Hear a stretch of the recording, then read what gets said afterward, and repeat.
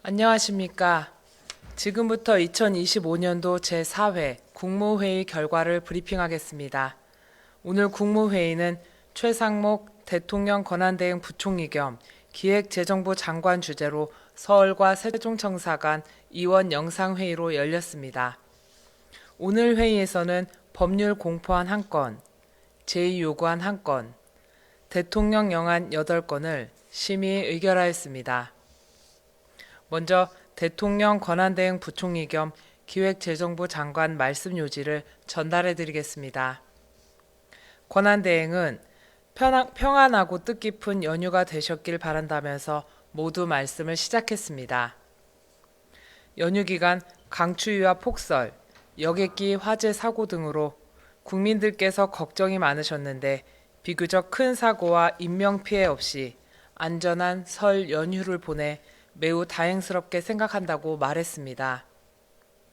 다만 에어 부산 여객기 화재 사고로 여객기 안전사고에 대한 우려가 있는 만큼 국토부, 경찰청 등 관계기관에 에어 부산 사고 원인에 대한 철저한 조사와 함께 재발 방지를 위한 근본적인 대책 마련에도 철저를 기해달라고 당부했습니다. 권한대행은 연휴 기간 국가와 국민을 위해 각자의 자리에서 묵묵히 소임을 다해주신 국군장병, 경찰, 소방 등 제복 공직자들과 대중교통 제설, 택배 등 현장 종사자들께 감사와 존경의 말씀을 전했습니다. 특히 연휴 기간 국민 건강에 최일선에서 헌신해 주신 의사, 간호사, 약국 의료진 등께 깊은 감사를 전했습니다.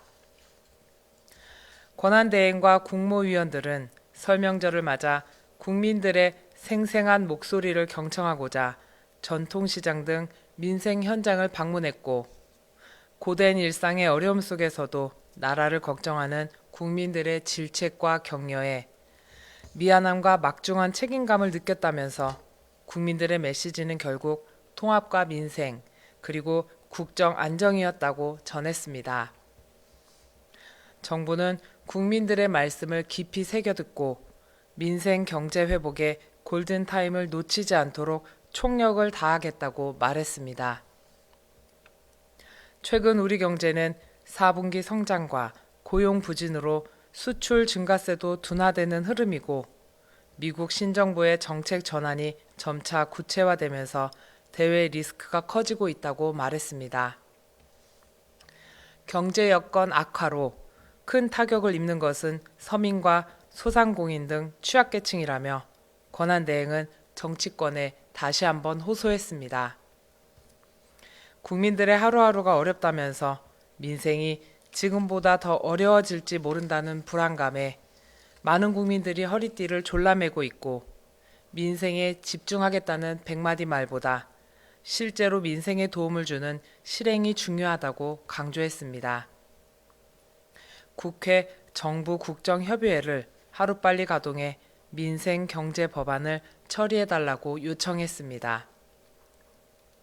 소상공인 지원과 중소기업 투자 부다 경감, 증시 활성화를 위한 조세특례 제한법 개정안 등 수많은 민생 법안이 국회 처리만을 기다리고 있다고 거듭 강조했습니다.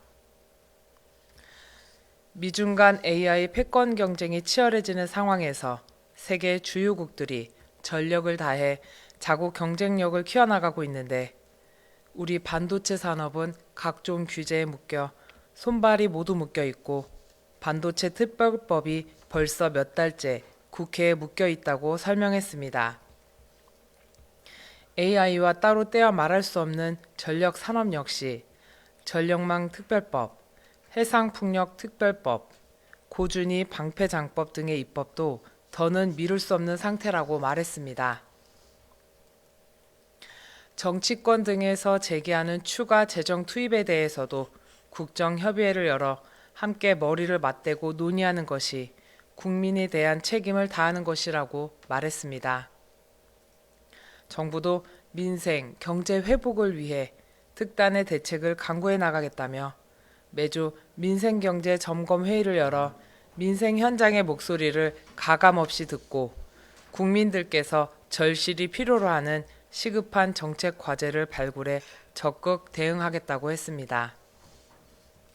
늦어도 3월까지 이와 관련된 시행령, 시행규칙 개정 등 정부 차원에서 할 수 있는 조치는 패스트 트랙으로 신속하게 마무리하여 실행하고 법률 개정이 필요한 사항도 국회와 조속히 협의하겠다고 말했습니다. 이어서 권한대행은 이번 윤석열 정부의 내란 행위의 진상규명을 위한 특별검사 임명 등에 관한 법률안은 이전에 정부로 이송되어 왔던 특검 법안에 비해 일부 위헌적인 요소가 보완되었으나 이전 특검 법안과 동일하게 여야 합의 없이 야당 단독으로 통과한 것에 대한 안타까움을 전했습니다. 권한대행은 3권 분립의 예외적 제도인 특별검사 도입이 우리가 그간 지켜내온 헌법 질서와 국익이라는 큰 틀에 비추어 현 시점에서 진정으로 필요한 것인지 국무위원들과 심도 있게 논의하고 숙고를 거듭했으나 현 시점에서 특별검사 제도를 반드시 도입해야 하는지 명쾌한 답을 낼 수 없었다고 말했습니다. 특별검사 제도는 3권 분립 원칙의 예외적인 제도인 만큼 수사의 공정성과 객관성이 의심되는 경우에 한정하여 보충적이고 예외적으로 도입되어야 한다고 했습니다. 비상계엄 관련 수사가 진전되어 현직 대통령을 포함한 군 경의 핵심 인물들이 대부분 구속 기소되고 재판 절차가 시작되었다며 사법 절차 진행을 지켜보아야 하는 현 시점에서 별도의 특별검사 도입 필요성을 판단하기 어렵다는 의견이 많았다고 설명했습니다. 한편으로 지난 특검 법안에 비해 일부 보완되었지만 여전히 내용적으로 위헌적 요소가 있고 국가기밀 유출 가능성도 제기되고 있어 헌법 질서와 국익 측면에서 부정적인 영향이 우려된다고도 말했습니다.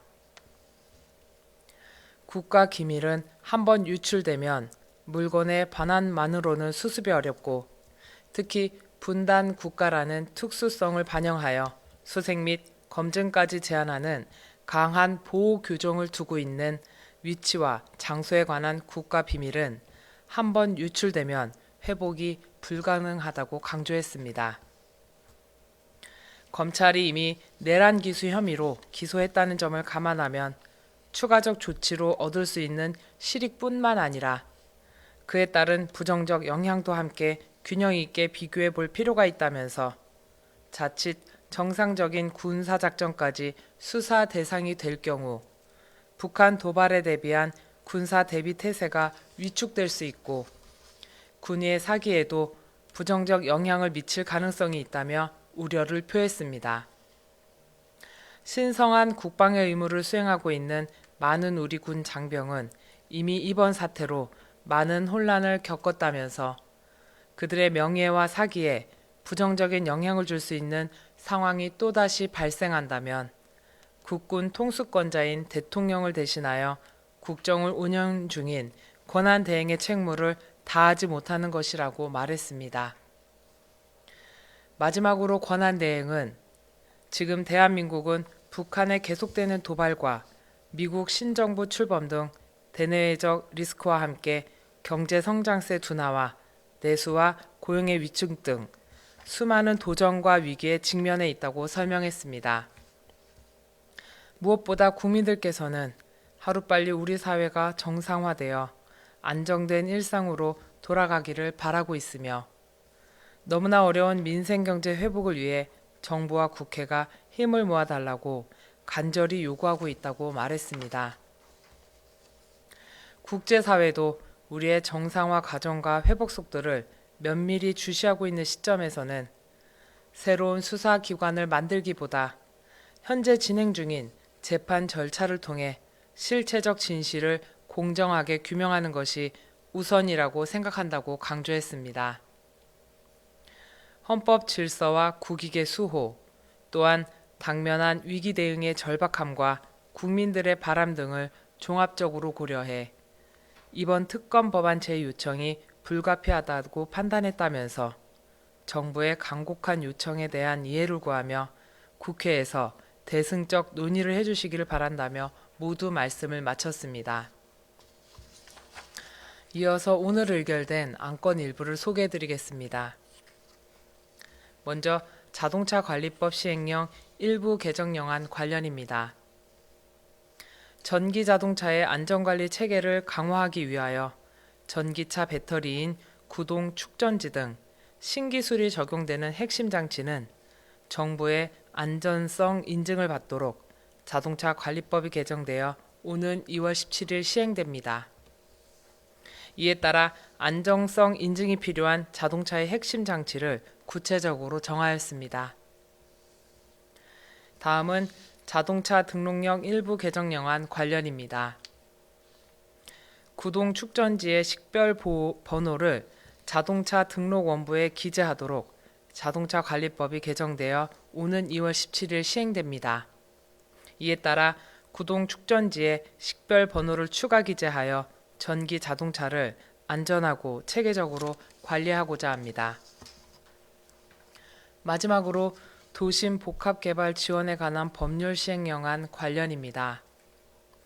도시 공간을 복합적, 혁신적으로 활용하여 도심 내 주택 공급을 촉진할 수 있도록 도심 복합 개발 지원에 관한 법률이 제정되어 오는 2월 7일 시행됩니다. 이에 따라 도심 복합 개발 사업의 대상 지역 요건 등 법률에서 위임된 사항을 구체화하였습니다. 이상으로 브리핑을 마치겠습니다. 감사합니다.